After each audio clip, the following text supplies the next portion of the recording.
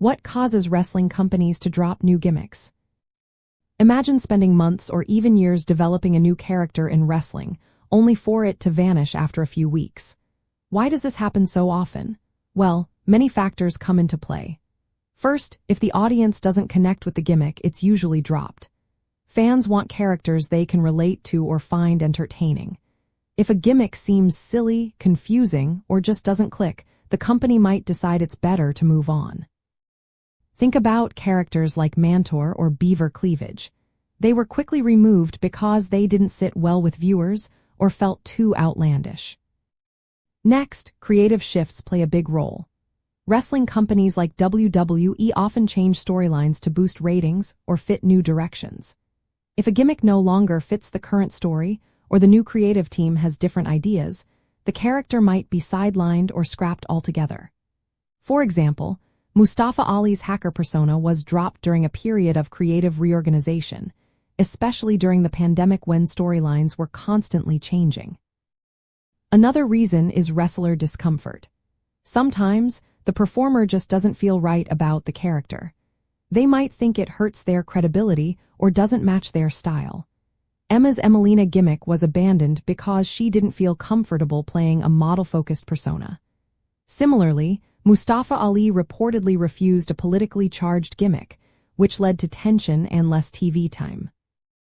Poor execution or booking can also cause a gimmick to fail.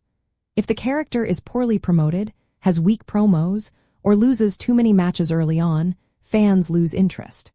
For instance, Drew McIntyre's The Chosen One gimmick struggled initially because of inconsistent storylines. Braun Strowman's monster persona lost impact when he kept losing matches without meaningful story support. Audience tastes are always changing. What worked in one era might seem outdated or inappropriate later. The more edgy or aggressive gimmicks from the Attitude Era didn't always translate well into modern times, leading to their discontinuation. Wrestling companies need to stay current and adapt to cultural shifts to keep fans engaged. Finally, testing new gimmicks in developmental territories like NXT or Ohio Valley Wrestling can lead to dropping characters before they reach the main roster. If a gimmick doesn't generate interest or the wrestler doesn't perform well, it's often rebranded or abandoned altogether. In today's wrestling world, performance analysis is key.